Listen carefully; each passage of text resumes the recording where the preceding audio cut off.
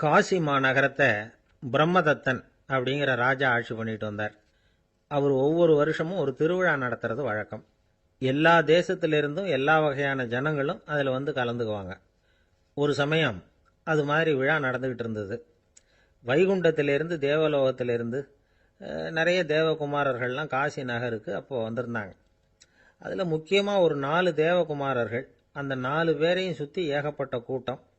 அப்படி என்ன விசேஷம் அவங்கக்கிட்ட அப்படின்னா, மற்றவங்களை விட அவங்க முகம் அழகாக இருந்ததா அப்படி பார்த்தா அப்படியும் இல்லை. அவங்க அணிஞ்சிருந்த மலர் மாலைகள் தான் அதுக்கு காரணமா. அந்த மலர்கள்லேருந்து அப்படி ஒரு அபூர்வமான நறுமணம். இதுக்கு முன்னாடி இப்படி ஒரு நறுமணத்தை அந்த ஊர் ஜனங்க அனுபவிச்சதே இல்லை. அதுதான் அந்த 4 பேரையும் சுற்றி கூட்டம். எல்லாரும் கேள்வி கேட்க ஆரம்பித்தாங்க. உடனே அந்த 4 தேவகுமாரர்களும் எல்லாருக்கும் தெரியும்படியாக வானத்தில் எழும்பி கொஞ்சம் உயரமாக நின்றுக்கிட்டாங்க. கீழே நின்றுக்கிட்டு இருந்த அரசன்லேருந்து ஆண்டி வரைக்கும் ஒருத்தர் பாக்கி இல்லாமல் ஒரே குரலில் எல்லாரும் அவங்கள பார்த்து, எங்களுக்கும் இது மாதிரி மாலையை போட்டுக்கணும்னு ஆசையாக இருக்குது, அதுக்கு நீங்கள் தான் அருள் பண்ணணும் அப்படின்னு கேட்டுக்கிட்டாங்க. மாலை போட்டுக்கிறதுனா எல்லாருக்கும் ஆசையாக தானே இருக்கும். அந்த 4 தேவகுமாரர்களில் ஒருத்தர் புத்தர் பிரான். அவர் சொன்னார், பூலோகவாசிகளே, நான் சொல்கிறத கொஞ்சம் பொறுமையாக கேளுங்க. கக்காரு அப்படிங்கிற கற்பக விருஷத்தின் மலர்களால் தொடுக்கப்பட்டது இந்த மாலை. இதுக்கு நிறைய சக்தி உண்டு. எந்த காலமும் இது வாடாது, வாசனையும் குறையாது. ஆனால் இதை அணிந்து கொள்றதுக்கு சில தகுதிகள் தேவை அப்படின்னார். என்ன தகுதி அது சொல்லுங்களேன் அப்படின்னு ஏக காலத்தில் எல்லாரும் சத்தம் போட்டாங்க. தீய இயல்புகள் உள்ளவங்க, இழிந்த சிந்தனை இழிந்த செயல் உள்ளவங்க இந்த மாலையை அணிய முடியாது அப்படின்னார். அவ்வளோதான். கூட்டத்தில் சத்தம் போட்டவங்கள்லாம் மெதுவாக அப்படி அடங்க ஆரம்பிச்சிட்டாங்க.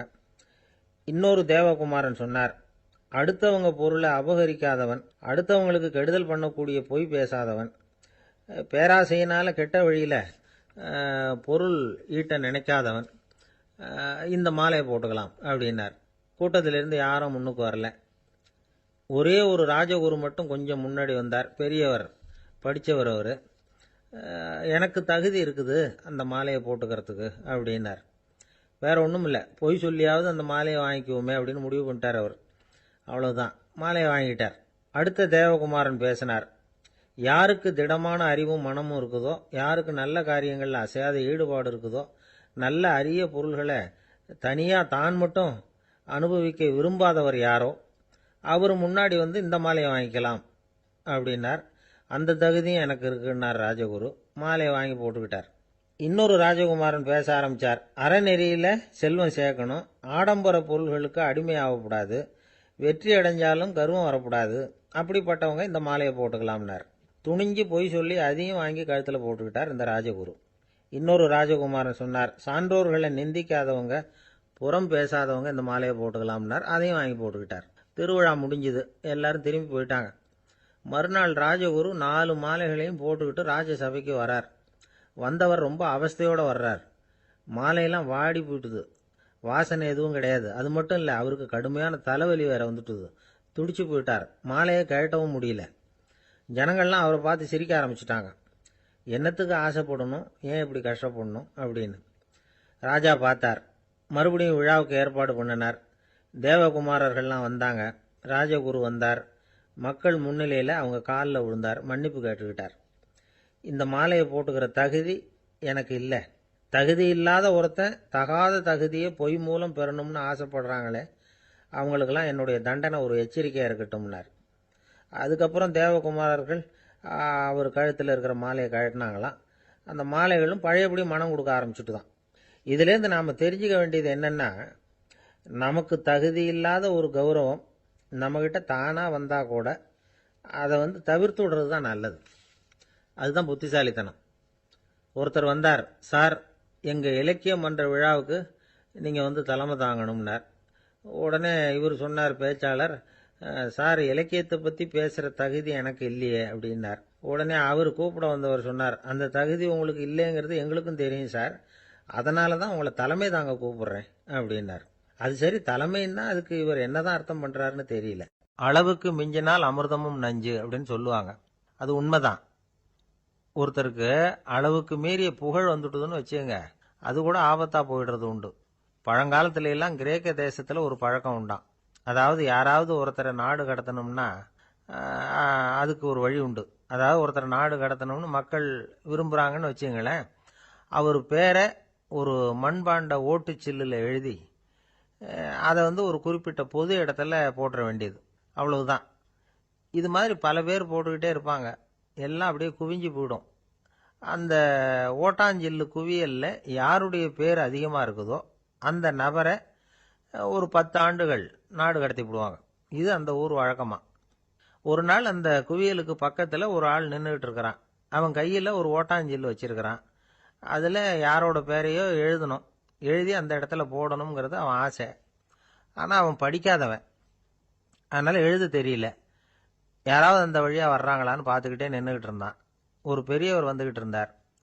அவர்கிட்ட ஓடினான். கையில் இருந்த மண்பாண்ட சில்லை கொடுத்தான். ஐயா, இதில் ஒரு பேர் எழுதி கொடுங்களேன்னா. அந்த பெரியவர் அதை வாங்கி கையில் வச்சுக்கிட்டு, என்ன பேர் எழுதணும் சொல்லு அப்படின்னா. இவன் சொன்னான், அரிஸ்டைடிஸ் அப்படின்னு எழுதுங்க அப்படின்னா. இதை கேட்டதும் அந்த பெரியவருக்கு அதிர்ச்சி. ஏன்னா அவர் தான் அரிஸ்டைடிஸ், தத்துவ மேதை அரிஸ்டைடிஸ் அவர். இருந்தாலும் நான் தான் அதுங்கிறத காட்டிக்காம அந்த ஆளுகிட்ட கேட்டார். அது சரிப்பா, அரிஸ்டைடிஸ்ங்கிற பேரை எழுத சொல்ற, அவர் உனக்கு என்ன கெடுதல் பண்ணார், அவர் பேரை இதில் எழுத சொல்றியே அப்படின்னு கேட்டிருக்கார். அதுக்கு இவன் சொன்னானா, அவர் எனக்கு எந்த கெடுதலும் பண்ணல, அவரை நான் பார்த்தது கூட இல்லை அப்படின்ட்டுருக்கான். அப்புறம் எதுக்காக அவரை நாடு கடத்தணும்னு நீ ஆசைப்படுற அப்படின்னு கேட்டிருக்கார். இப்போ அந்த ஆள் சொல்கிறான், அரிஸ்டைடஸை பற்றி எல்லாரும் பேசுகிறாங்க, அவர் ரொம்ப நல்லவர், அவர் ஒரு பெரிய அறிவாளிங்கிறாங்க, அவர் ஒரு பெரிய வள்ளல், பேரறிஞர், இப்படி எல்லாரும் சொல்கிறத கேட்டு கேட்டு எனக்கு ரொம்ப அலுத்து போயிட்டுது, அதனால தான் வெறுப்பாயிட்டேன் அப்படின்னு நானும். இதிலேருந்து என்ன தெரியுது, நாம் நல்லவனாக இருக்கிறதுல ஒன்றும் இடைஞ்சல் இல்லை. ஆனால் நம்மளை நல்லவன் நல்லவன் எல்லாரும் சொல்ல ஆரம்பிச்சிட்டாங்கன்னு வச்சுக்கோங்க, அப்போ இடைஞ்சல் ஆரம்பம்னு அர்த்தம். எதுவுமே அளவுக்கு மிஞ்சி போகாமல் பார்த்துக்க வேண்டியது ரொம்ப அவசியம். அளவுக்கு அதிகமாக ஆசைப்படாதவங்களில் ஆப்ரஹாம் லிங்கனும் ஒருத்தரான். அவர் ஒரு தடவை தன்னுடைய நண்பர்கள்கிட்ட பேசிக்கிட்டு இருந்தாராம். ஒருத்தர் கேட்டிருக்கார், ஒரு மனுஷனுக்கு கால்கள் எவ்வளோ உயரம் இருக்கணும் அப்படின்னு கேட்டாராம். இதுக்கு ஆப்ரஹாம் லிங்கன் சொன்னாராம், அது என்ன, இடுப்புலேருந்து தரையை தொடுற அளவுக்கு உயரம் இருந்தால் போதும் அப்படின்னாராம். ஒரு பெரிய பியானோ கலைஞர் வியன்னாவில் இருந்தார். ரொம்ப புகழ்பெற்ற இசைக்கலைஞர் அவர்.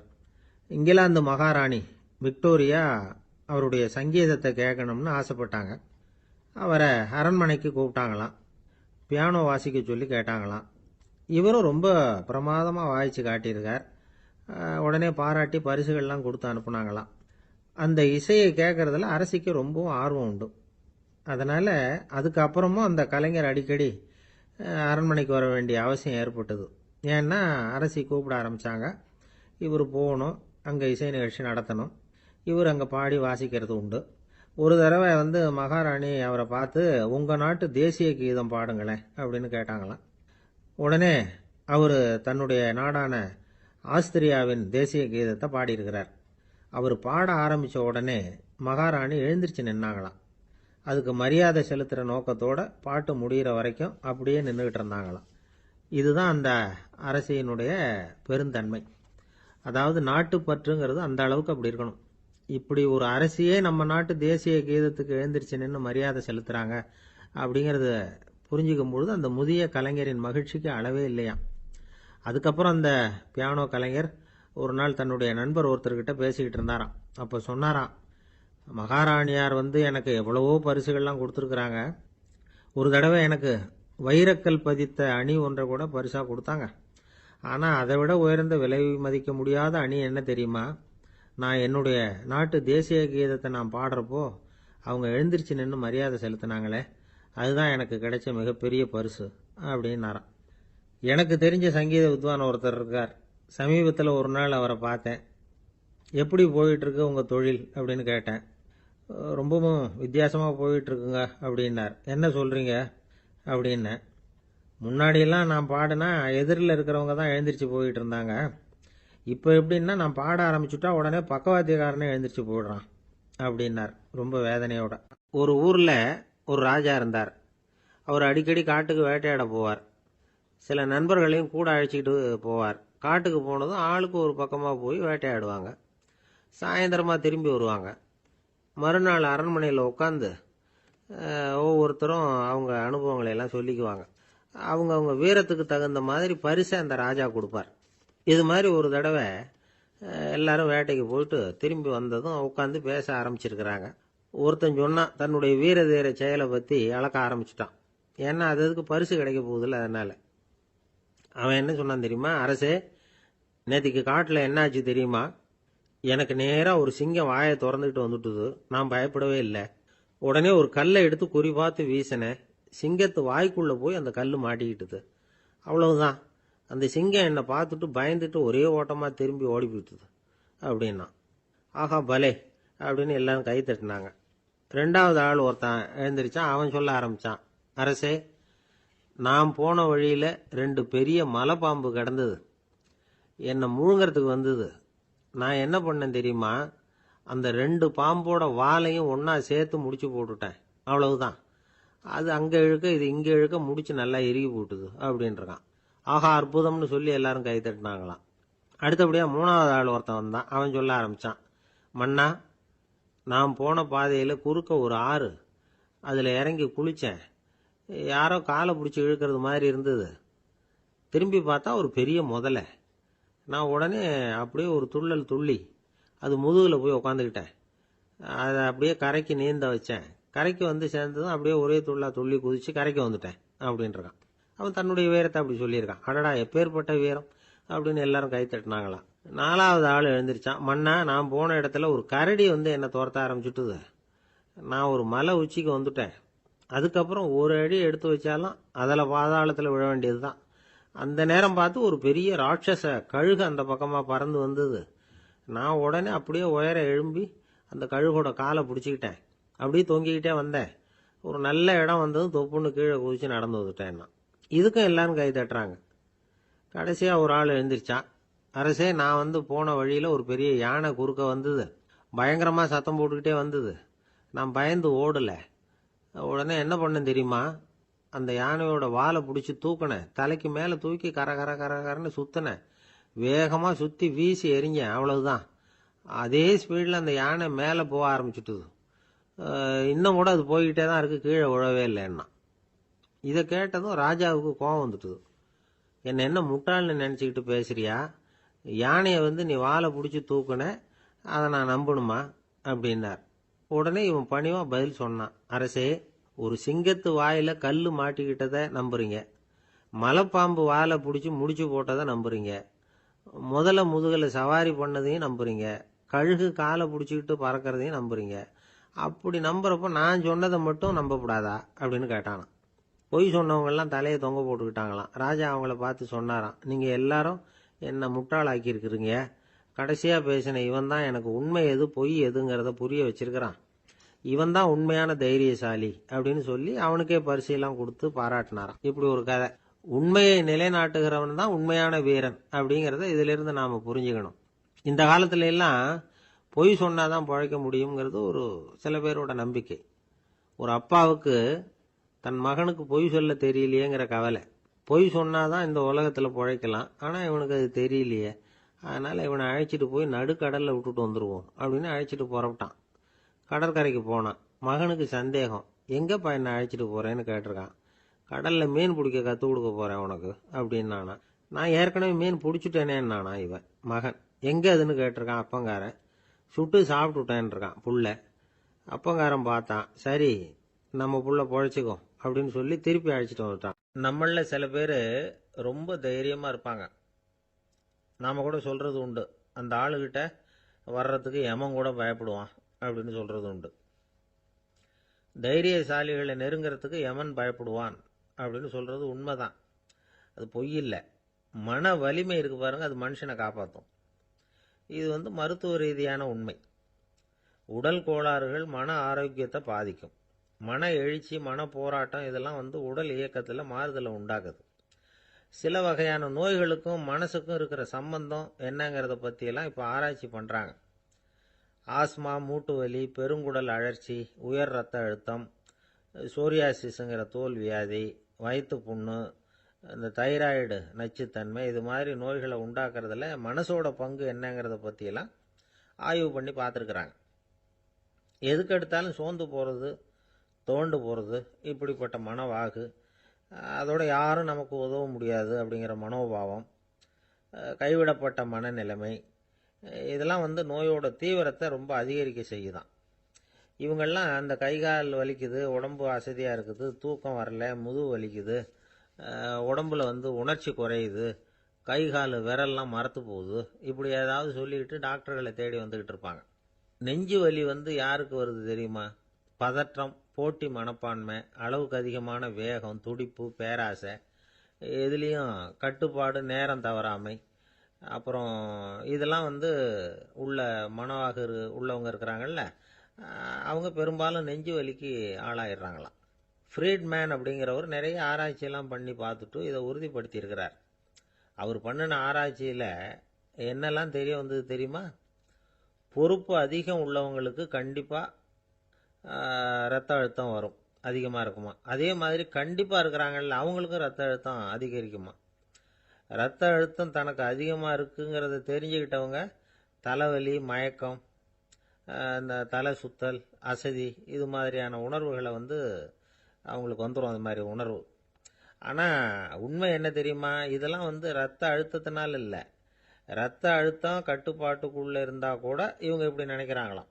இதுக்கு காரணம் மனசு தான் அப்படிங்கிறார் அவர். சில பேர் எப்படி தெரியுமா? ஒருத்தர் மாரடைப்பால் இறந்து போனார் அப்படின்னு கேள்விப்பட்டால் போதும், இறந்து போகிறதுக்கு காரணம் இதயம்தான் அப்படிங்கிற பீதியால், இதய தளர்ச்சி அப்படிங்கிற மனநோயால் பாதிக்கப்படுறார். இவங்கெல்லாம் அடிக்கடி தங்களுடைய இதய பகுதியை தொட்டு பார்த்துக்குவாங்க, நாடியை பிடிச்சி பார்த்துக்குவாங்க, அடிக்கடி மூச்சை உள்ளுக்கு இழுத்து வெளியில் விட்டு வலி வருதா அப்படின்னு பார்த்துக்கிட்டு இருப்பாங்க. வேறு எங்கேயாவது வலிச்சா கூட நெஞ்சை வலிக்குதா அப்படின்னு பார்ப்பாங்க. நெஞ்சு வலிக்குதுன்னு கூட சில பேர் சொல்ல ஆரம்பிச்சிருவாங்க. ஆஸ்மாவுக்கும் மனசுக்கும் சம்பந்தம் உண்டு. தீர்வு காண முடியாத மன போராட்டங்கள் எல்லாத்துக்கும் அடுத்தவங்களையே சார்ந்து இருக்கிற மனநிலை, இதெல்லாம் ஆஸ்மாவினுடைய தீவிரத்தை அதிகப்படுத்திடும். பயம், இது எப்படின்னா என்ன நடக்குமோங்கிற பதற்ற நிலை, அப்புறம் இந்த பயம், இதெல்லாம் சுவாசித்தலை அதிகரிக்க செய்யுது இல்லையா. இதனால் ரத்தத்தின் காரத்தன்மை அதிகமாகி நோயின் தீவிரமும் அதிகமாகுது. மன போராட்டம், மனக்கவலை, மன இறுக்கம், இதெல்லாம் தோல் வியாதியை தூண்டி விடுதான். இது மாதிரி இன்னும் எவ்வளவோ இருக்குது. அதனால் இன்றைக்கி நமக்கு தேவை என்னன்னா மன வலிமை, மலர்ந்த முகம், இது ரெண்டும் இருந்துட்டுதுன்னா பலவிதமான நோய்கள் நம்மக்கிட்ட நெருங்கி வராது. டாக்டர், என்ன நெருங்காமல் இருக்கிறதுக்கு நான் ஒரு காரியம் பண்ணுறேன் அப்படின்னார் ஒருத்தர். அவர் என்ன அர்த்தத்தில் சொன்னார்னா, டாக்டர் அவரை நெருங்காமல் இருக்கிறதுக்கு அவர் ஒரு காரியம் பண்ணுறாராம். நண்பர்கிட்ட சொன்னார். நண்பர் கேட்டார், அது என்ன காரியம் பண்ணுற அப்படின்னு கேட்டார். தினம் ஒரு ஆப்பிள் பழம் சாப்பிட்றேன்னார் அவர். ஏன்னா ஆங்கிலத்தில் ஒரு பழமொழி சொல்லுவாங்கள்ல, an apple a day keeps doctor away அப்படிம்பாங்க. ஒரு ஆப்பிள் பழம் சாப்பிட்டா டாக்டர் விலகியே இருப்பார், டாக்டர்கிட்ட போக வேண்டிய அவசியம் இருக்காது அப்படிங்கிறதுக்காக அந்த பழமொழி சொல்கிறது. என்னன்னா, யாருமே நெருங்காமல் இருக்கிறதுக்கு நான் ஒரு காரியம் பண்ணுறேன்னார் இன்னொருத்தர். டாக்டர் நெருங்காமல் இருக்கிறதுக்கு ஆப்பிள் பழம் சாப்பிட்றேன்னார் அவர். என்ன யாருமே நெருங்காமல் இருக்கிறதுக்கு நான் ஒரு காரியம் பண்ணுறேன்னார் இன்னொருத்தர். அது என்னன்னு கேட்டோம். தினம் ஒரு பூண்டு சாப்பிட்றேன்னார். ஏ கார்லிக் எ டே கீப்ஸ் எவ்ரிபடி அவே அப்படின்னு அதுக்கு ஒரு புது விளக்கமும் கொடுத்தார். என்னை விட யோகியம் இந்த உலகத்தில் வேற யாரும் இல்லை சார் அப்படின்னார் ஒருத்தர். அவரை விட அயோக்கியன் வேற யாரும் இருக்க முடியாதுங்கிற முடிவுக்கு கேட்டவங்க வந்துட்டாங்களாம். மனுஷனுக்கு இருக்கிற ஒரு மிகப்பெரிய குறையே தன்கிட்ட இருக்கிற குறை அவனுக்கு தெரியாமல் போகிறது தான். ஆனால் அடுத்தவங்ககிட்ட இருக்கிற குறை இவனுக்கு தெளிவாக தெரிஞ்சிடும். ஒரு ஒட்டகம் ஒரு கொக்கை பார்த்து ஒரு கேள்வி கேட்டுதான். என்ன கேள்வி தெரியுமா? உன் கழுத்து ஏன் இப்படி வளைஞ்சி போயிருக்குது அப்படின்னு கேட்டிருக்கு. இதுக்கு உடம்பே வளைச்சல். இது போய் கொக்கை கிண்டல் பண்ணுது. இன்னைக்கு மனித சுபாவமும் கிட்டத்தட்ட இப்படித்தான் இருக்குது. இந்த உலகத்தில் குறையில்லாத மனிதர்கள் யாரும் கிடையாது, நாம் உள்பட அப்படிங்கிறத முதல்ல நாம் நல்லா புரிஞ்சுக்கணும். ஒரு ஊரில் ஒரு விற்பனை நிலையம் இருந்தது. செல்ல பிராணிகளை விற்பனை செய்கிற நிலையம் அது. நாய், கிளி, பூனை இப்படி நிறைய வச்சு விற்பனை பண்ணிகிட்டு இருக்கிறாங்க. நாய்க்குட்டி விற்பனை செய்கிற பகுதியில் ஒரு சிறுவன் நின்றுக்கிட்டு இருந்தான். விற்பனை செய்கிற ஆளுகிட்ட விலை கேட்டுக்கிட்டு இருந்தான். அதோ இருக்குதே அந்த நாய்க்குட்டி என்ன விலை அப்படின்னு கேட்டானா. 1000 ரூபா அப்படின்னாரான். சரி அது வேணாம், இது என்ன விலைன்னு இருக்கான். 500 ரூபா அப்படின்னாரான். இந்த சின்ன பையன் கையில் வச்சுருந்தது வெறும் 50 ரூபா தான். அதனால இதை விட குறைச்சலா கிடைக்குமான்னு பார்த்துருக்கான். அந்த கடையில் ஒரு மூலையில் சரியாக கவனிக்கப்படாமல் ஒரு நாய்க்குட்டி படுத்து கிடந்தது. பாவமாக கத்திக்கிட்டு இருந்தது. அதை பார்த்ததுமே இவனுக்கு அது ரொம்ப பிடிச்சி போச்சு. உடனே அந்த கடைக்காரரை பார்த்து, அதுவும் அந்த மூலையில் படுத்து கிடக்குதே அந்த நாய்க்குட்டி என்ன விலை அப்படின்னு கேட்டிருக்கான். தம்பி, அது ஒரு கால் ஊனம், அதனால் அது உன்னோட குதித்து விளையாடவோ ஓடுறதோ அதால் முடியாத காரியம் அப்படின்ட்டுருக்கார் அவர். அது தெரிஞ்சுதாங்க கேட்குறேன், அதோட விலை என்ன அதை மட்டும் சொல்லுங்களேன் அப்படின்ட்டுருக்கான். தம்பி, இது கால் ஊனம் உள்ள ஒரு நாய். இதை போய் காசு கொடுத்து வாங்கறதுக்கு யாராவது பிரியப்படுவாங்களா? இதை நான் உனக்கு இலவசமாகவே தர்றேன், எடுத்துகிட்டு போ அப்படின்னாரான். இதை கேட்டதும் அந்த சிறுவனுக்கு கோவம் வந்துட்டு தான். நீங்கள் ஒன்றும் சும்மா கொடுக்க வேணாம், இந்தாங்க 50 ரூபா, இதை வச்சுக்கிட்டு நாய்க்குட்டியை கொடுங்க அப்படின்ட்டுருக்கான். அவருக்கு ஒன்றும் புரியல, ஆச்சரியமாக இருந்தது. சரின்னு பணத்தை வாங்கிட்டு நாய்க்குட்டியை தூக்கி கொடுத்தார். அந்த சிறுவன் அந்த நாய்க்குட்டியை 2 கையாலையும் வாங்கினா, மார்போட பிரியமாக சேர்த்து அணைச்சிக்கிட்டான். தெருவில் இறங்கி நடக்கிறான். அப்படி நடக்கும்பொழுது தான் பார்க்குறார், கடைக்காரர் ஆச்சரியமாக அவனை பார்க்குறார். அப்போ தான் அவருக்கு ஒரு விஷயம் புரியுது. அந்த சிறுவன் தெருவில் நாய்க்குட்டியை மார்போடு அணைச்சிக்கிட்டு விந்தி விந்தி நடந்து போய்கிட்டு இருக்கிறான். ஆமாம், அவனுக்கும் ஒரு கால் ஊனம். இந்த நாய்க்குட்டியை யாருமே வாங்க மாட்டாங்கன்னு நினச்சிக்கிட்டு இருந்தார். குறையுள்ள அதுக்கும் ஒரு எஜமானன் கிடைச்சுட்டான். அதனால ஊனம் ஒரு குறை இல்லை அப்படிங்கிற உண்மையை அந்த கடைக்காரர் புரிஞ்சுக்கிட்டாராம். நம்மால் ஒருத்தர் கொஞ்சம் வயசானவர், எழுந்திரிச்சு சரியாக நடக்க முடியாது, சாய்வு நாற்காலியிலேயே எப்பவும் உட்காந்துருப்பார். அவர் தனக்கு துணையாக ஒரு நாயை பக்கத்தில் வச்சிருந்தார். அதுவும் ரொம்ப வயசான ஒரு நாய், எழுந்திரிக்கவே சிரமப்படும், நடக்கவும் முடியாது. அவர் பக்கத்திலேயே இதுவும் சோர்ந்து போய் படுத்து கிடக்கும். அந்த பெரியவரை பார்க்க வந்த ஒருத்தர் கேட்டார், ஏங்க, ஒரு சின்ன பையனை உங்களுக்கு துணையாக வச்சுக்க கூடாதா? இந்த நாயை உங்களுக்கு பாதுகாப்பாக வச்சிருக்கிறீங்களே, உங்களுக்கு ஒரு ஆபத்துன்னா இது எப்படி உங்களுக்கு உதவ முடியும் அப்படின்னார். அப்போ அவர் சொன்னாராம், எனக்கு ஒரு ஆபத்துன்னா அந்த சமயத்தில் இந்த நாய் என்னை தனியாக விட்டுட்டு ஓடி போயிடாமல் இருக்கணும்ல, அதுக்காக தான் இதை நான் வச்சிருக்கிறேன் அப்படின்னாராம். ஒரு ஊரில் ஒரு ராஜா இருந்தார். பெரிய அரண்மனையில் தான் இருக்கிறார். எல்லா வசதியும் இருந்தது. இருந்தாலும் அவர் எல்லாரும் சொல்றது எப்படி தெரியுமா, பிச்சைக்கார ராஜா. அப்படி ஒரு பேர் அவருக்கு நிலைச்சு போச்சு. ஜனங்களும் சரி, மற்ற தேசங்களில் உள்ளவங்களும் சரி, அவர் அந்த பேர் சொல்லியே குறிப்பிடுறது வழக்கமாக போட்டுது. இது அவருக்கு ரொம்ப கவலையாக போச்சு. என்ன இது, நம்மளை தேடி வர்றவங்களுக்கெல்லாம் நாம் சோறு போடுறோம், நம்ம புகழ்ந்து பாடல் ஏற்றி கொண்டு வர்ற புலவர்களுக்கெல்லாம் அவங்க எப்படி வந்தாலும் ஒருவேளை சோறு போடணுங்கிறது உத்தரவு. இவ்வளவுலாம் செஞ்சும் நம்மளை போய் பிச்சைக்கார ராஜான்னு எல்லாரும் சொல்கிறாங்களே, அது ஏன், எதுக்காக இப்படி சொல்கிறாங்க? இதுதான் ராஜாவுக்கு குழப்பம். சரி, இதை பற்றி நம்ம அமைச்சர்கள்கிட்ட கேட்கலாமா அப்படின்னு யோசனை பண்ணார். இந்த விஷயத்தை போய் அவங்ககிட்ட எப்படி கேட்கறதுன்னு அவருக்கு தயக்கமாக இருந்தது. கௌரவ குறைச்சலாக தெரிஞ்சுது அவருக்கு. சரி, சாதாரண குடிமக்கள்கிட்ட இதை பற்றி கேட்கலாமா அப்படின்னு யோசனை பண்ணார். கேட்கலாம், ஆனால் அவங்க யாரும் ராஜா முன்னாடி நின்று தைரியமாக பேசக்கூடிய அளவுக்கு இல்லை. ராஜாவோட குழப்பம் நாளுக்கு நாள் அதிகமாக போச்சு. கடைசியாக அவர் ஒரு முடிவுக்கு வந்தார். அதாவது, இதை பற்றி ஒரு பிச்சைக்காரங்கிட்டே கேட்டு பார்த்துட்டா என்ன. இதுதான் அவர் பண்ண முடிவு. உடனே மாறு வேஷம் போட்டுக்கிட்டு நகர்வலம் போனார். ஒரு பிச்சைக்காரனை கண்டுபிடிச்சார். இதை பாருப்பா, நம்ம ராஜாவை எல்லாரும் பிச்சைக்கார ராஜான்னே சொல்கிறாங்களே, அதுக்கு என்ன காரணமாக இருக்கும் அப்படின்னு கேட்டார். அதுக்கு அவன் சொல்கிறான், இதுக்கான பதிலை இன்னும் ஒரு 30 நாளில் சொல்கிறேன் அப்படின்னா. உடனே இவருக்கு சந்தோஷம். உண்மையை அவங்ககிட்ட சொன்னார். நான் வேற யாரும் இல்லை, நான் தான் இந்த நாட்டு ராஜா. இப்போ நீ என் கூடவே வந்துடு, அரண்மனையிலேயே தங்கிக்கோ. 30 நாள் கழித்து எனக்கு பதில் சொல்லிவிட்டு அதுக்கப்புறமா நீ போகலாம் அப்படின்னு சொல்லி அழைச்சிட்டு வந்துட்டார். அரண்மனையில் ஒரு மூலையில் அவன் தங்கறதுக்கு இடம் கொடுத்தார். தினம் 2 வேளையும் இவனுக்கு சோறு போடுங்க அப்படின்னு உத்தரவு போட்டார். ராஜா கொடுத்த இடத்துல போய் உக்காந்துக்கிட்டான் அந்த பிச்சைக்காரன். தினமும் அந்த அரண்மனையில் நடக்கிறதையெல்லாம் கவனிச்சுக்கிட்டு வந்தான். வேளைக்கு சாப்பாடு வரும், சாப்பிட்டுக்கிட்டு இருக்கான். இப்படி 30 நாள் முடிஞ்சுது. ராஜா வந்தார். என்ன, என்னோட கேள்விக்கு பதில் என்னன்னு கண்டுபிடிச்சிட்டியான்னார். கண்டுபிடிச்சிட்டேன்னா.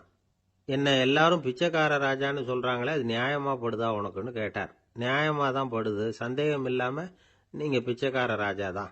என்னதான் நீங்கள் வசதியோடவும் படைபலத்தோடவும் இருந்தால் கூட நீங்கள் எங்கள் வர்க்கத்தை சேர்ந்த ஆசாமி தான் அப்படின்னு அடித்து சொல்லிவிட்டான் அந்த ஆள். ஏனால் அப்படி சொல்கிறேன்னு கேட்டார் இவர். அரசே, ஒரு உண்மையை கண்டுபிடிச்சி சொல்கிறதா நான் உங்ககிட்ட சொன்னேன். நீங்கள் ராஜ பரம்பரைன்னா உடனே உங்கள் கழுத்தில் கிடக்கிற முத்து மாலையை கழட்டி பரிசாக கொடுத்துருப்பீங்க, பொன்னையும் மணியையும் கொடுத்துருப்பீங்க. ஆனால் நீங்கள் அப்படி செய்யலை. என்னை ஒரு மூலையில் உட்கார வச்சு 2 வேளை சோறு போட சொன்னீங்க. உங்களை தேடி யார் வந்தாலும், யார் பாராட்டி பேசினாலும் அல்லது பிரச்சனைகளை சொன்னாலும் நீங்கள் செய்கிற ஒரே காரியம் சோறு போடுறது தான். பிச்சைக்காரனுக்கு சோறு மட்டும்தான் உலகம். உங்க விஷயத்திலையும் நீங்க அப்படித்தான் நினைக்கிறதாக தெரியுது. நல்லா கவனிங்க. எந்த ஒரு பிரச்சனைக்கும் சோறு தான் முடிவுன்னு நினைக்கிறீங்க பாருங்க. நீங்க சந்தேகமில்லாத எங்களை சேர்ந்த ஆளுதான் அப்படின்னு விட்டான் அந்த பிச்சைக்காரன். அதுக்கப்புறம் தான் அந்த ராஜா தன்னுடைய தவறுகளை எல்லாம் திருத்திக்கிட்டாராம். பசின்னு வர்றவங்களுக்கு சோறு தான் போடணும், அது தப்பு இல்லை. பாராட்ட வர்றவங்களுக்கெல்லாம் சோத்தையே போட்டு அனுப்புனா இப்படிதான் பேர் வரும்.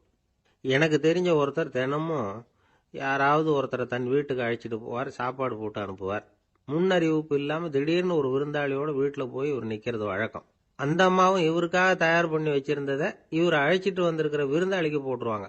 விருந்தாளி சாப்பிட்டுட்டு போனதுக்கு அப்புறம் இவர் மனைவி கிட்ட உனக்கு சிரமம் வேணாம் அப்படின்னு சொல்லிவிட்டு பக்கத்துல உள்ள ஒரு ஹோட்டலுக்கு போய் காசு கொடுத்து சாப்பிட்டுட்டு வந்துருவார். பல நாள் இப்படி நடக்கும்.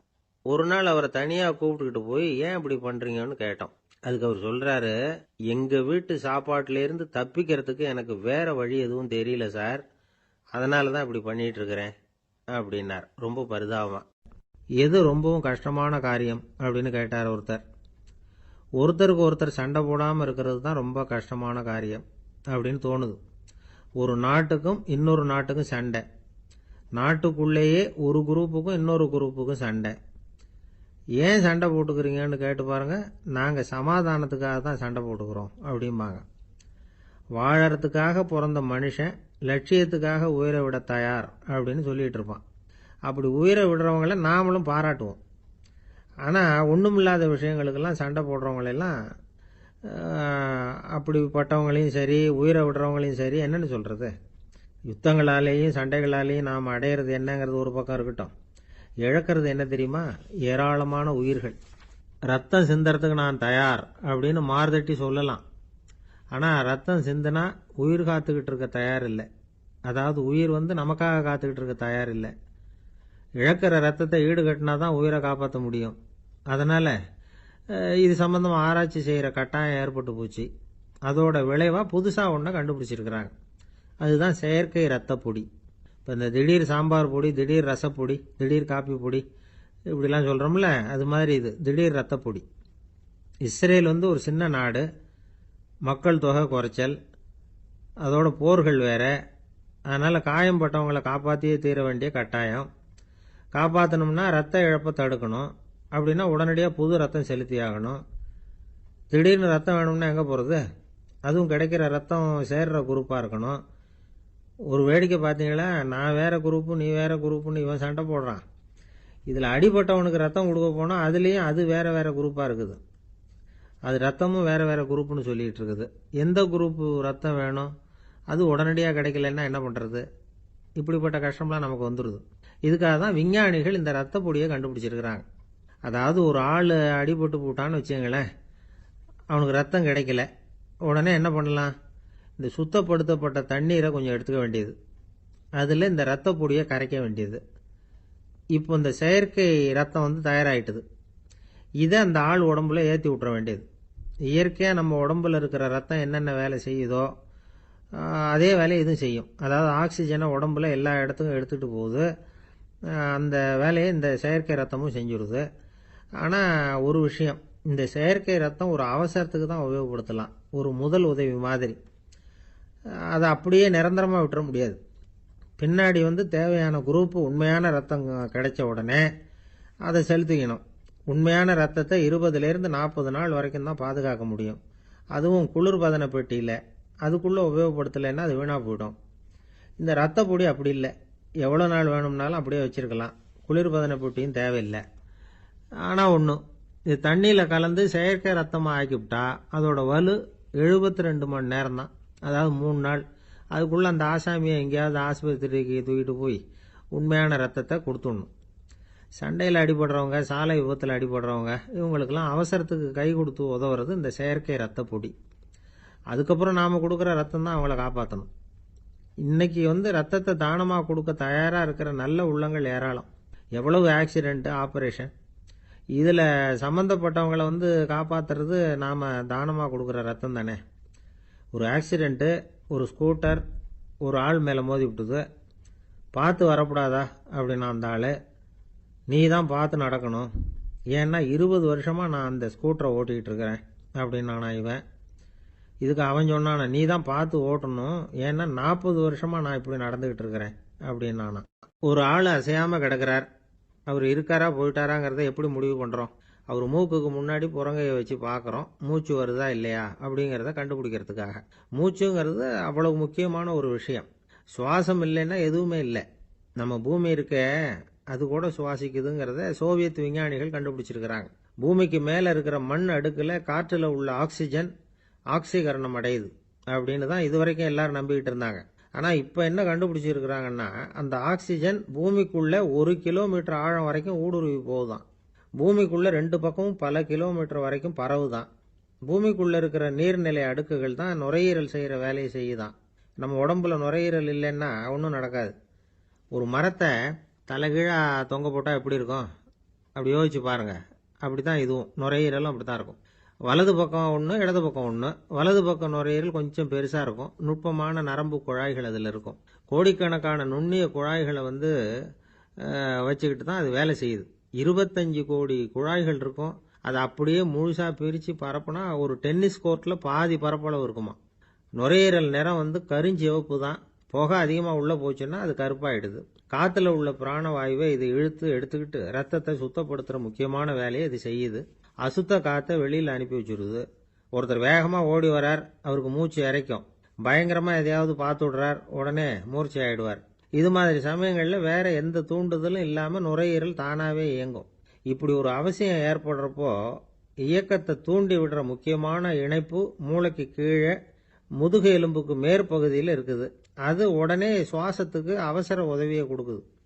இப்போ ஒருத்தர் பேசாமல் உட்காந்துருக்கார். இந்த சமயத்தில் அவருக்கு 1 பங்கு காற்று தேவைப்படுதுன்னு வச்சுக்கோங்க. அவர் எழுந்திரிச்சு நடக்கும் பொழுது 1.5 மடங்கு தேவைப்படும். ஓடுனார்னா 3 மடங்கு தேவைப்படும். படுத்திருக்கிறப்ப அரை மடங்கு தான் தேவைப்படும். இதுக்கு நிமிஷத்துக்கு 16 தடவை மூச்சு விட்டாகணும். இப்படி சாதாரணமாக உள்ளே இழுக்கிற காற்று கொஞ்சம்தான் இருந்தாலும் இது மாதிரி 8 மடங்கு காற்றை உள்ளே இழுத்து வச்சுக்கிற சாமர்த்தியம் நுரையீரலுக்கு இருக்குதான். தண்ணி, நுண்கிருமிகள், ரசாயன பொருள் இப்படி எது உள்ளே போனாலும் நுரையீரல் சமாளிச்சுக்கும். 30 வருஷமாக விடாத புகை பிடிக்கிறவர் தொடர்ந்து உள்ளே அனுப்பி வைக்கிற புகையை கூட சமாளிக்குதுன்னா பார்த்துங்களேன். உள்ளே போகிற புகை நுட்பமான சுவாச முடிச்சுகளை அழிச்சுடுது. கறி புகை அது மேலே படிஞ்சு உபயோகம் இல்லாமல் பண்ணிவிடுது. ஆனாலும் தேவைக்கு அதிகமாக 8 மடங்கு கூடுதலாக சுவாச முடிச்சுகள் நம்ம உடம்புக்குள்ளே இருக்கிறதுனால சமாளிக்க முடியுது. சமாளிக்க முடியலன்னா சில சமயம் மூச்சு திணறும். அதை ஒரு எச்சரிக்கையாக எடுத்துக்கிட்டு புகை பிடிக்கிற பழக்கத்தை விட்டுடணும். அதுதான் நல்லது. ஆனால் அப்படி யார் விடுறது? இணை பிரியாத 2 நண்பர்கள் இருந்தாங்களாம். 2 பேரும் விடாமல் சிகரெட் குடிக்கிறவங்க. அதில் ஒருத்தன் செத்து போட்டான். இன்னொருத்தன் அதுக்கப்புறம் 2 சிகரெட்டாக குடிக்க ஆரம்பித்தானா. ஏன் இப்படி பண்ணுறேன்னு கேட்டிருக்காங்க. நான் ஒரு சிகரெட்டு தான் குடிக்கிறேன், செத்து போன என்னுடைய ஃப்ரெண்டு இருக்கானே செத்து போனவன், அவனுக்காக இன்னொரு சிகரெட்டு குடிக்கிறேன் அப்படின்னு நானா. இது ரொம்ப ஆபத்து, விட்டுடு அப்படின்னு சொல்லியிருக்காங்க. சரின்னு ஒத்துக்கிட்டான். ஆனால் அதுக்கப்புறமும் ஒரு சிகரெட் வீதமாக குடிச்சிக்கிட்டே இருந்தான். சிகரெட் பழக்கத்தை நீ இன்னும் விடலையான்னு கேட்டாங்களாம். அந்த பழக்கத்தை நான் எப்போ விட்டுட்டேன், இப்போ நான் குடிக்கிறது என் ஃப்ரெண்டுக்காக அப்படின்னு நானா. இவங்கெல்லாம் எப்படி திருந்துறது? ஒரே ஒரு ஊரில் ஒரு ராஜா இருந்தார். அவர் பேரில் மக்களுக்கு ரொம்ப மரியாதை. அவ்வளவு நல்லா ஆட்சி புரிஞ்சுக்கிட்டு வந்தார். அவருக்கு வயசாயிட்டுது. அதனால் ஒரு நாள் அமைச்சரை கூப்பிட்டார். இதை பாருங்கள், எனக்கு வயசாயிட்டுது, அதனால் இந்த அரச பொறுப்பையெல்லாம் நீங்கள் ஏற்றுக்குங்க அப்படின்னார். அதுக்கப்புறம் ராணியை கூப்பிட்டார். வா, நாம் இனிமேல் இங்கே இருக்க வேணாம், காட்டுக்கு போய் தவம் பண்ணலாம் அப்படின்னு கூப்பிட்டார். இந்த செய்தி மக்களுக்கு அறிவிக்கப்பட்டது. மக்கள் உடனே கூட்டம் கூட்டமாக அரண்மனைக்கு வர ஆரம்பிச்சுட்டாங்க. மன்னரை போய் பார்க்குறாங்க. அரசே, தாங்கள் எங்களுக்கு தந்தை மாதிரி. நீங்கள் காட்டுக்கு போயிட்டால் நாங்கள்லாம் இங்கே எப்படி இருக்க முடியும்? எங்களுக்கெல்லாம் எந்த துன்பமும் இல்லாமல் பார்த்துக்கிட்டு வர்றீங்க. இது மாதிரியான ஒரு அரசாட்சி இல்லைன்னா மக்கள் வாழ்ந்து என்ன பயன் அப்படின்னாங்க. இருந்தாலும் என்ன பண்ணுறது, வயசாயிட்ட காரணத்தினால இந்த முடிவுக்கு வர வேண்டியிருக்குது அப்படின்னாரா ராஜா. அப்படின்னா நீங்கள் காட்டுக்கு போக வேணாம், நாங்கள் போகிறோம். நாங்கள் அங்கே போய் தவம் பண்ணுறோம், வழிபாடு பண்ணுறோம். கடவுள் வருவார், அவர்கிட்ட வரம் வாங்கிட்டு வந்துடுறோம் அப்படின்னாங்களாம். அப்படி சொல்லிவிட்டு உடனே எல்லாரும் காட்டுக்கு போனாங்க. நாட்டு மக்கள் எல்லாரும் ஒட்டு மொத்தமாக காட்டில் உட்காந்துக்கிட்டு தவம் பண்ணுறதை பார்த்தார் கடவுள். உடனே புறப்பட்டு வந்தார். எல்லாரும் இப்படி உட்காந்துருக்கிறீங்களே, என்ன வேணும் உங்களுக்கு அப்படின்னு கேட்டார். உடனே மக்கள் எல்லாரும் ஒரு குரலில் சொன்னாங்க, சுவாமி, எங்கள் மன்னன் ரொம்ப நாளைக்கு நல்லபடியாக இருக்கணும். அவர் மகிழ்ச்சியாகவும் உடல் நலத்தோடும் இருந்தால் தான் நாங்கள் அமைதியாக வாழ முடியும். அப்படின்னாங்க. சரி, அதுக்கு என்ன செய்யணும் அப்படின்னாரு ஆண்டவன். எங்கள் மன்னருக்கு இன்னும் ஒரு 100 வருஷம் ஆயுளை கொடுங்க அப்படின்னாங்க. அவ்வளவுதானே, சரி அப்படியே ஆகட்டும் அப்படின்னு சொல்லிவிட்டு ஆண்டவன் போயிட்டார். மக்கள் மகிழ்ச்சியோடு திரும்பி வந்தாங்க.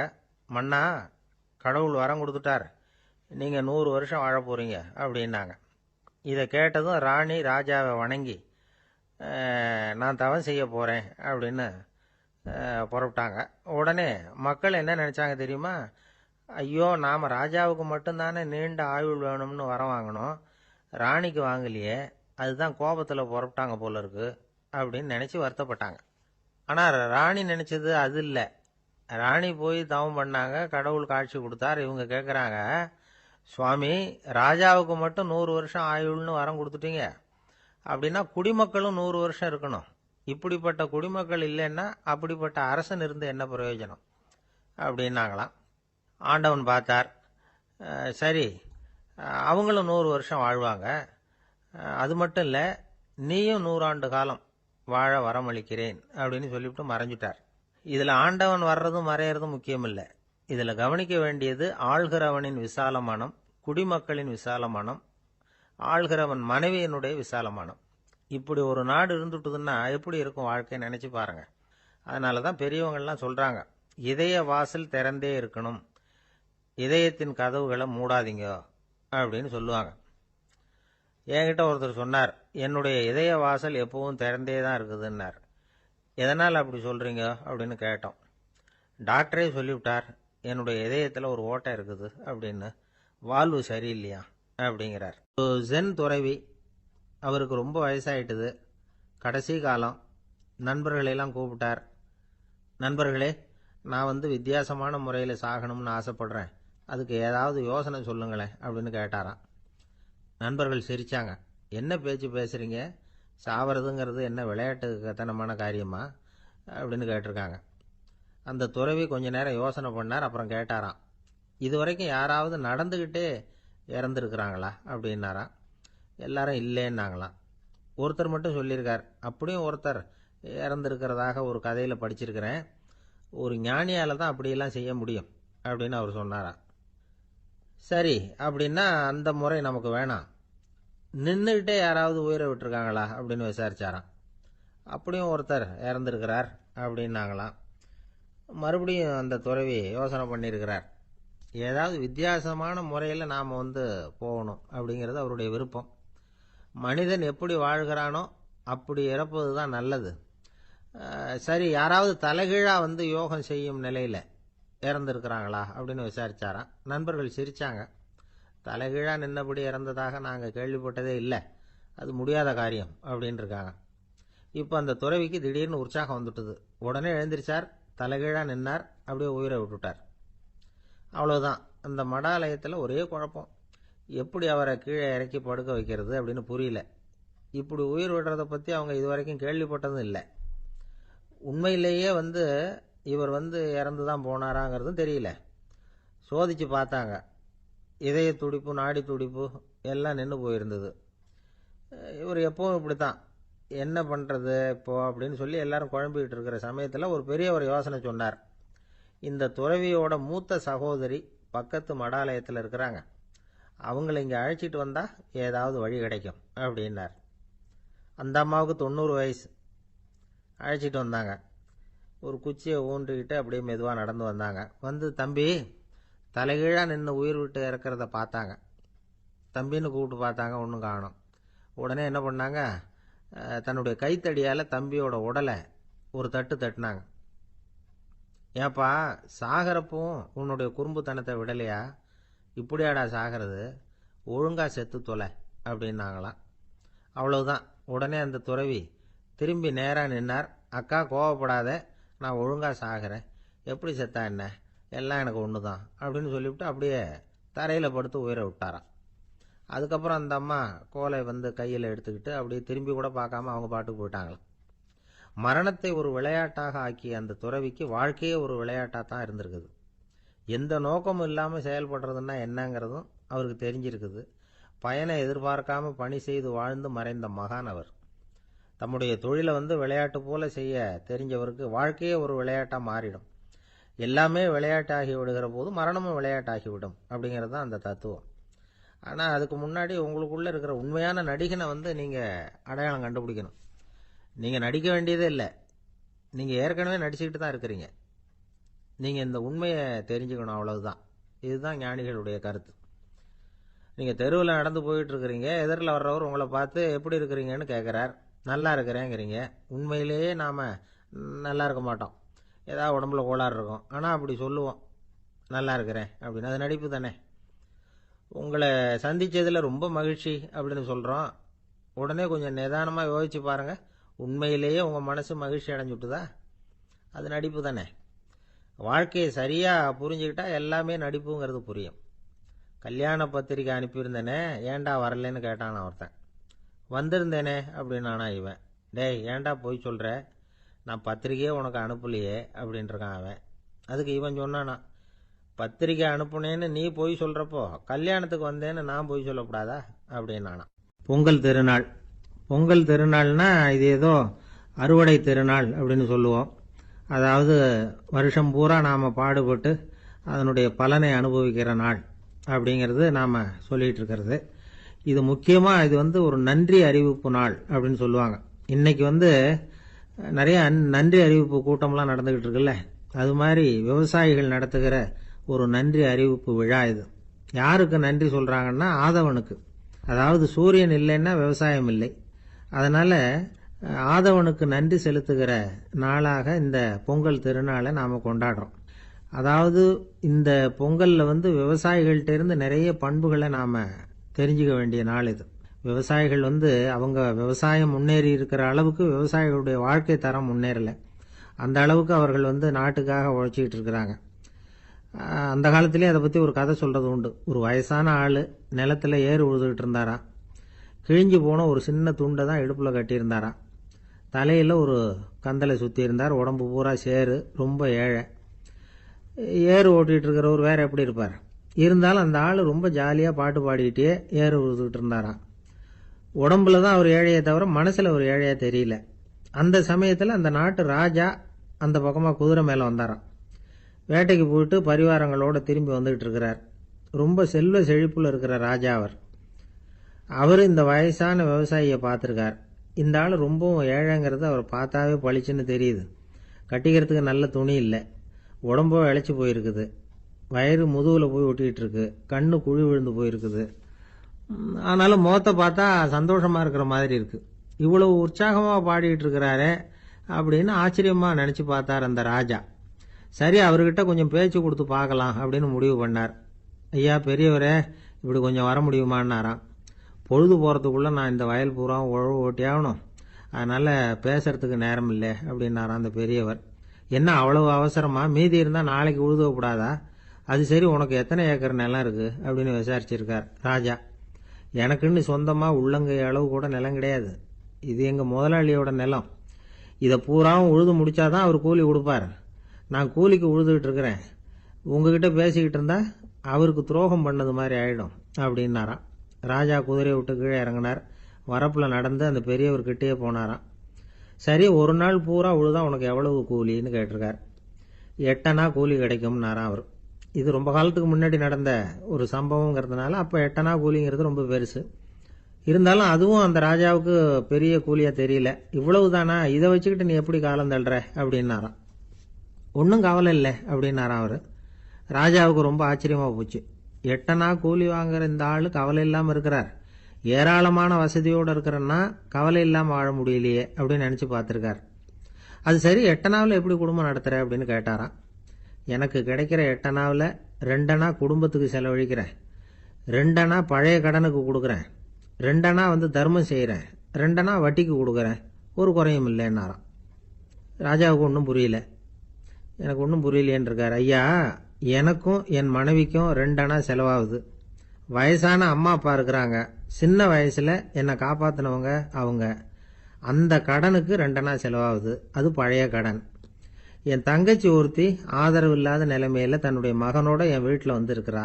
அவளுக்கும் அவள் மகனுக்கும் 2 அணா செலவு பண்ணுறேன், அது தர்மம். எனக்கு 2 பிள்ளைங்க இருக்கிறாங்க, அவங்களுக்கு 2 அணா செலவு பண்ணுறேன், அது வட்டிக்கு கொடுக்கறது மாதிரி. பிற்காலத்தில் அவங்க எங்களை காப்பாற்றுவாங்க. அந்த வகையில் நான் திருப்தியோடு வாழ்ந்துகிட்டு இருக்கிறேன் அப்படின்னாராம். ராஜாவுக்கு அர்த்தம் புரிய ஆரம்பிச்சுதான். அந்த பெரிய நிலத்தை விலை கொடுத்து வாங்கி அந்த பெரியவருக்கே தானமாக கொடுத்துட்டாராம். இப்போ உழுதவருக்கே நிலம் சொந்தமாயிட்டுது. அன்னையிலேருந்து அரசனுக்கும் ஆறுதல் கிடைச்சுதான். இப்படி ஒரு கதை சொல்லுவாங்க. எட்டனா வருமானத்தை வச்சுக்கிட்டு எப்படி காலத்தை தள்ளுறதுன்னு சொல்றதுக்காக இந்த கதையை சொல்றதாக யாரும் தப்பா நினைச்சுக்க கூடாது. கிடைக்கிறத எப்படி பங்கு போடுறார், எப்படி திருப்தியா வாழறார் அப்படிங்கிறது தான் முக்கியம். அது மாதிரி இன்றைக்கு இந்த பொங்கல் திருநாளில் உழவர்கள் மனசு மகிழ்ச்சியா இருந்ததுன்னா அது எல்லாரும் மகிழ்ச்சியா இருக்கிறது மாதிரி அர்த்தம். அதனால அவர்கள்ட்ட இருந்து நாம பாடம் கத்துக்கணும். சில உழவர்கள் தங்கள் நிலத்துல விளையறத தாங்கள் சாப்பிட மாட்டாங்க. அடுத்தவங்கள்ட்ட வித்துட்டு சந்தையில் போய் வேற அரிசி வாங்கிட்டு வந்து தான் இவங்க சாப்பிடுவாங்க. அப்படிப்பட்ட விவசாயிகள்லாம் இது உண்டு. பங்கிடுகிற பண்பை உழவர்கள்ட்ட இருந்து கற்றுக்கொள்ளுங்கள் அப்படிம்பாங்க. ஒரு ஆள் நிம்மதியா மகிழ்ச்சியா இருந்தானா, உங்க நிம்மதிக்கும் மகிழ்ச்சிக்கும் என்ன காரணம்னு கேட்டிருக்காரு இன்னொருத்தர். என்கிட்ட இருந்தது பூராவையும் என் பிள்ளைங்களுக்கு சமமா பங்கு போட்டு கொடுத்துட்டேன், எனக்குன்னு எதுவுமே வச்சுக்கல, அதுதான் நிம்மதிக்கு காரணம்னு இருக்கான். உங்ககிட்ட இருந்தது எவ்வளவு இருந்தது அப்படின்னு கேட்டிருக்காரு அவரு. மொத்தமா ஒரு 50,000 ரூபாய் இருக்கும் அப்படின்னு இருக்கான். அவ்வளவும் பணமாவே இருந்ததா அப்படின்னு கேட்டிருக்காங்க அவங்க. இல்லைங்க, அவ்வளவும் கடன், அதை தான் பிரிச்சு கொடுத்துருக்கேன் பிள்ளைங்க கிட்ட அப்படின்னு அவன். காஞ்சிபுரத்துல பல்லவ ராஜா ஒரு கோவில் கட்டினார், கைலாசநாதர் கோவில். அதுக்கு கும்பாபிஷேகம் பண்றதுக்கு ஒரு நாள் குறிப்பிட்டு அதுக்கு வேண்டிய ஏற்பாடுகள்லாம் பண்ணினார். முதல் காரியமா கடவுளை வேண்டிக்கிட்டார், நீங்க இந்த கும்பாபிஷேகத்துக்கு நேர்ல கலந்துக்கணும்னார். கடவுள் அந்த ராஜா கனவுல வந்தார். நீ கும்பாபிஷேகம் வச்சிருக்கிற அதே நாள்ல அதே நேரத்துல எனக்கு இன்னொரு ஊர்ல ஒரு கும்பாபிஷேகம் இருக்குது, அதுக்கு போக வேண்டியிருக்கு. அதாவது திருநின்ற ஊர்ல என்னுடைய பக்தர் ஒருத்தர், அவரும் ஒரு கோயில் கட்டி கும்பாபிஷேகம் செய்யறார், நான் அதுக்கு போக வேண்டியிருக்கு, அதனால உன்னுடைய தேதியை நீ மாத்தி வச்சுக்கோ அப்படின்னார். கடவுள் தான் எங்கேயும் இருக்கிறவராச்சே, அவர் நினைச்சா 2 இடத்துலயும் இருந்து கோயில் கும்பாபிஷேகத்தை நடத்த முடியாதா? ஏன் அப்படி செய்யல? அது ஒரு முக்கியமான காரணத்துக்காகத்தான்.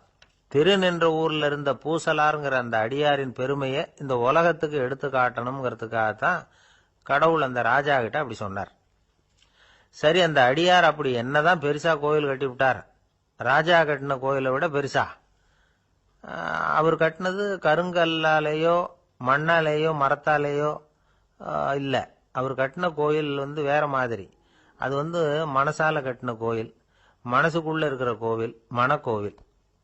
அந்த அடியார் தன்னோட மனசுக்குள்ள மாசக்கணக்கா ஒவ்வொரு கல்லா சேர்த்து கட்டின கோவில். இந்த விஷயம் ராஜாவுக்கு தெரியாது. அவர் என்ன நினைச்சுட்டாரு, அது நாம கட்டின கற்கோயிலை விட ரொம்ப பெருசா இருக்கும் போல இருக்கு அப்படின்னு நினைச்சுட்டாரு. சரி, அப்பேற்பட்ட அந்த கோயிலை தரிசனம் பண்ணிவிட்டு வருவோம் அப்படின்னு நினைச்சு ராஜா திருநின்ற ஊருக்கு போறார். அங்க போய் பார்த்தா கோயிலையும் காணும், ஒன்னையும் காணும். கடைசியில பூசலார் கட்டின மனக்கோவில் தான் அதுங்கிறத அவர் புரிஞ்சுக்கிறார். உடனே அந்த அடியாரின் காலில் விழுந்து வணங்குறார். அவரோ, இது மனசால முயன்ற கோவில், இதுக்கு இத்தனை பெருமையா அப்படின்னு ஆச்சரியப்படுறார். இதுல ஆச்சரியப்படுறதுக்கு ஒண்ணும் இல்ல.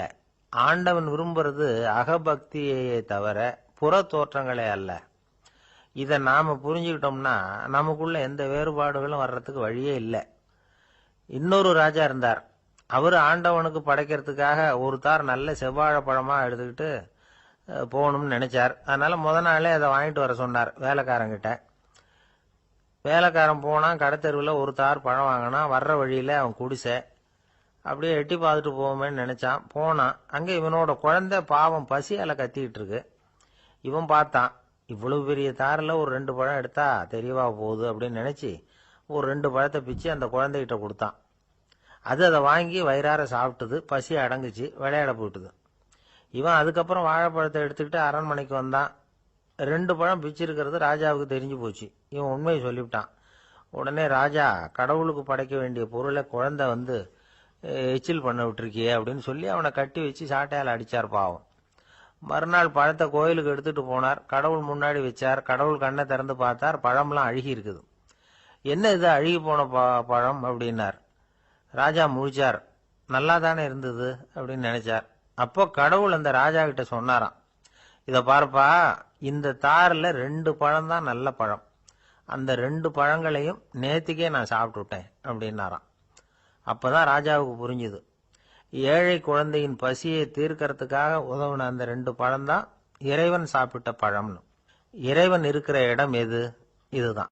ராமகிருஷ்ணர் வாழ்ந்த காலத்துல நடந்த ஒரு நிகழ்ச்சி இது. அப்போ ஒரு ஓவியர் இருந்தாராம். அவருக்கு ஒரு ஆசை, ராமகிருஷ்ணர் படத்தை வரையணும், அதை அவர்கிட்டயே கொண்டுட்டு போய் காட்டி அபிப்பிராயம் கேட்கணும். இதுதான் அந்த ஓவியரின் ஆசை. உடனே ராமகிருஷ்ணர் படத்தை வரைஞ்சி முடிச்சார். அதை எடுத்துக்கிட்டு போனார். இவர் போன சமயம் அங்க ராமகிருஷ்ணர் சீடர்களோட உட்கார்ந்துருக்கிறார். விவேகானந்தர் அங்க இருக்கிறார். இந்த ஓவியர் கொண்டுகிட்டு போய் தான் வரைந்த ஓவியத்தை அவர்கிட்ட காட்டினார். ராமகிருஷ்ண பரமஹம்சரின் ஓவியத்தை ராமகிருஷ்ணர்கிட்டயே காட்டுறார். ராமகிருஷ்ணர் என்ன பண்ணார் தெரியுமா? அந்த படத்தை பார்த்தார். உடனே அது காலை தொட்டார். குருதேவருடைய இந்த செயல் சீடர்களுக்கு ரொம்ப வியப்பை உண்டு பண்ணிச்சு. சில பேர் மனசுக்குள்ளேயே ரொம்ப குழம்பி போக ஆரம்பிச்சுட்டாங்க. என்ன இப்படி பண்றாருன்னு. என்ன இது? இது அவரோட படம், அவரே அவரோட படத்தின் காலை தொடுறார் அப்படின்னு யோசிச்சாங்க. சில பேர் ஒன்றும் புரியாம ஒருத்தர் பார்த்து சிரிச்சுக்கிட்டாங்க. அந்த இடத்துல சீடர்கள் மட்டும் இல்ல, சீடர் அல்லாத பல பேர் இருந்தாங்க. தன்னுடைய காலை தானே தொடர இவருடைய செயல் பற்றி என்ன நினைக்கிறது அப்படின்னு அவங்களும் குழம்பி போய் நிக்கிறாங்க. அந்த படத்தை வரைஞ்சி அவர்கிட்ட காட்டின அந்த ஓவியருக்கும் அதிர்ச்சி. இருந்தாலும் அவர் சீடர் கிடையாது. அதனால கொஞ்சம் துணிச்சலை வர வச்சுக்கிட்டு கேட்டார், என்னங்க இது? என்னால என்னுடைய கண்களையே நம்ப முடியல. இது உங்க சொந்த உருவப்படம், நீங்க உங்க சொந்த கால்களையே தொடறீங்க. இது எங்களுக்கு கொஞ்சம் சங்கடமா இருக்குதே அப்படின்னார். ராமகிருஷ்ணரின் கண்கள்ல ஆனந்த கண்ணீர் வழிஞ்சுதான். அவர் சொன்னாராம், இது என்னோட படம்ங்கிறது எனக்கு தெரியும், ஆனா இது என்னோட படம்ங்கிறதுனால நான் இதோட காலை தொடல. நீ என்னுடைய சமாதி நிலைய இந்த படத்துல படம் பிடிச்சி காட்டியிருக்கிற, அதனால அதோட காலை தொடறேன். சமாதி நிலையில யார் இருந்தாலும், அது என்னுடைய படமா இருந்தாலும் சரி அல்லது வேற யாருடைய படமா இருந்தாலும் சரி, படம் யாருதுங்கிறது முக்கியம் இல்லை. இதுல எது முக்கியம்னா அது தன்னை உணர்ந்த ஒரு உணர்நிலையின் படம். அப்படி இருக்கிறப்போ அதோட காலை நான் தொடணும். அதுக்கு நீங்க எல்லாரும் ஏன் சங்கடப்படுறீங்கன்னு எனக்கு தெரியல அப்படின்னாராம். இப்பதான் அங்க இருந்து சீடர்களுக்கும் மற்றவங்களுக்கும் விவரம் புரிஞ்சுதான்.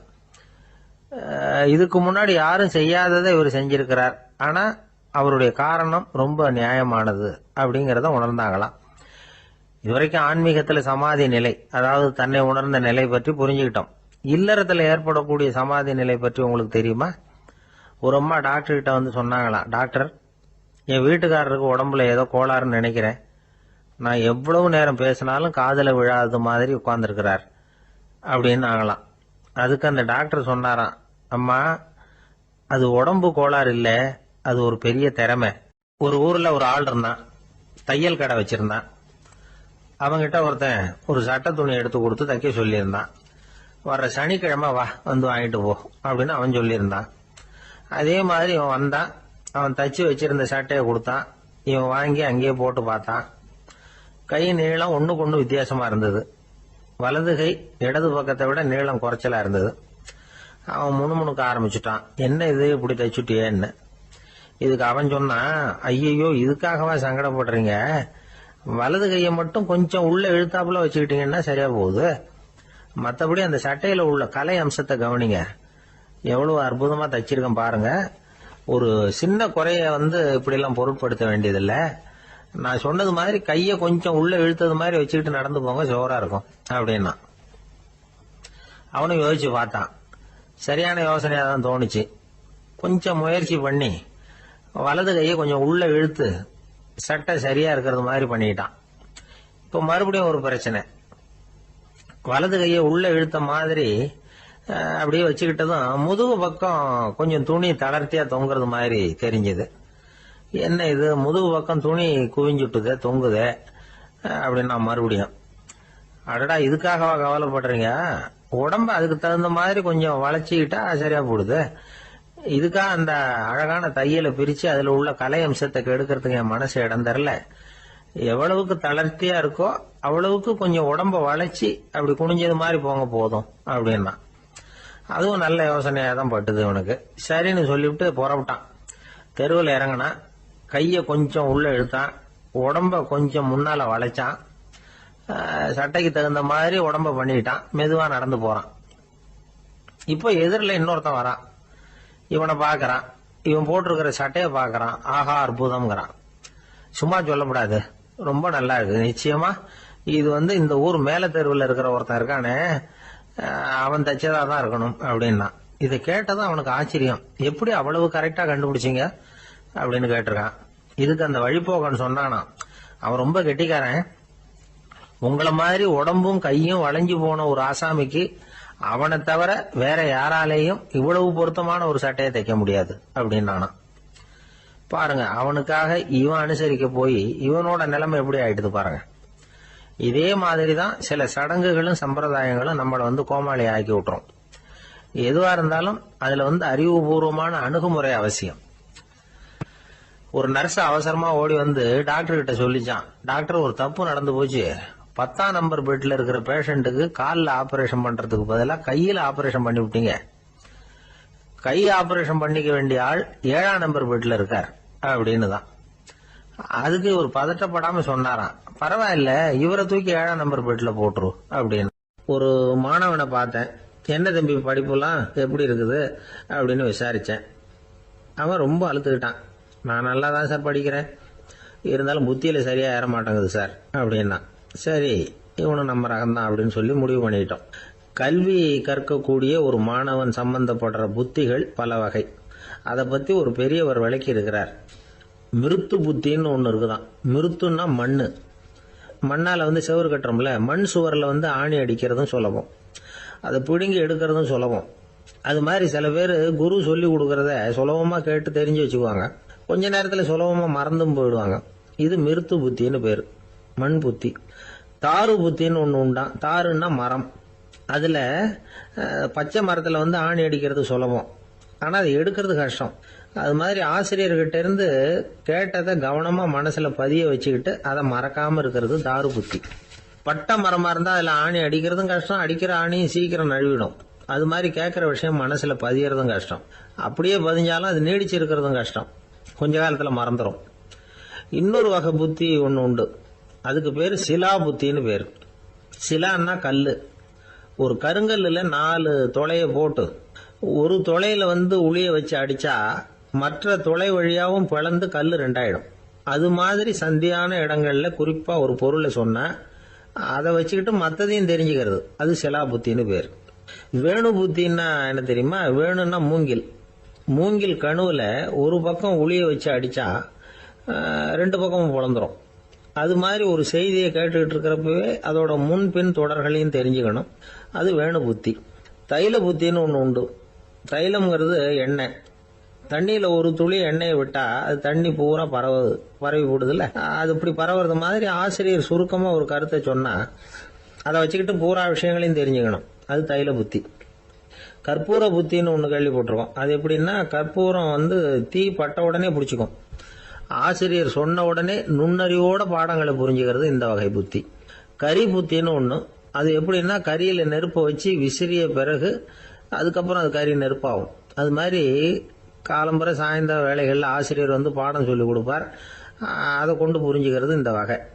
கதலித்தண்டு புத்தின்னு ஒன்று சொல்லுவாங்க. கதலிங்கிறது வாழை மரம். வாழைத்தண்டுல தீ வைக்கிறது எவ்வளவு சிரமமோ அவ்வளவு சிரமத்தோட கல்வி கற்கிறது கதலித்தண்டு புத்தி. இதை தவிர இன்னும் சில வகையான மாணவர்களை கூட அடையாளம் காட்டுறாங்க. ஆசிரியர் சொன்னதுல நல்லதை மட்டும் எடுத்துக்கிறவன் அன்னம். ஆசிரியர் கிடைச்ச இடத்துல பாடத்தை கேட்டுக்கிட்டு பிறகு தனியா உட்காந்து சிந்திக்கிறவன் பசு. பசுமாடு அப்படித்தானே, புல்லு கண்ட இடத்துல மேயும், அதுக்கப்புறம் நிதானமா அசை போட்டுக்கும். ஆசிரியர் சொன்னதை தவிர வேற எதையும் சொல்ல முடியாதவன் கிளி. பல இடங்கள்ல பாடங்கள் கேட்டு கடைசியில ஒன்னும் புரியாம போறவன் ஆடு. ஆடு ஒரு செடியில வயிறார மேயாது, ஒரே செடியில இக்கரைக்கு அக்கறை பச்சைன்னு அங்கேயும் இங்கேயும் அலைஞ்சிக்கிட்டே இருக்கும். சில பேருக்கு எருமைன்னு பேரு. எருமை எப்படின்னா, குளத்து நீரை கலக்கி தான் குடிக்கும். அது மாதிரி ஆசிரியர் மனசை நோக செய்து பயில்கிற மாணவர்கள்லாம் இந்த ரகம். இவ்வளவுலாம் இருந்தாலும் இந்த காலத்து மாணவர்கள்லாம் ஒரு தனி ரகம். ஒரு ஆசிரியர் வகுப்புல பாடம் நடத்திக்கிட்டு இருந்தார். இலக்கண வகுப்பு. இறந்த காலம், நிகழ்காலம், எதிர்காலம், past tense, present tense, future tense, இதை பத்திலாம் பாடம் நடத்துறார். எல்லாம் சொல்லி கொடுத்துட்டு இப்ப நான் ஒரு வாக்கியம் சொல்லுவேன், அது என்ன காலம் அப்படிங்கறத நீங்க சொல்லணும்னார் ஆசிரியர். சரி, நாங்க மாணவர்கள்லாம், நான் நாளைக்கும் பாடம் நடத்த போகிறேன், இது என்ன காலம் அப்படின்னு கேட்டார் ஆசிரியர். அதாவது நான் நாளைக்கும் பாடம் நடத்த போகிறேன்,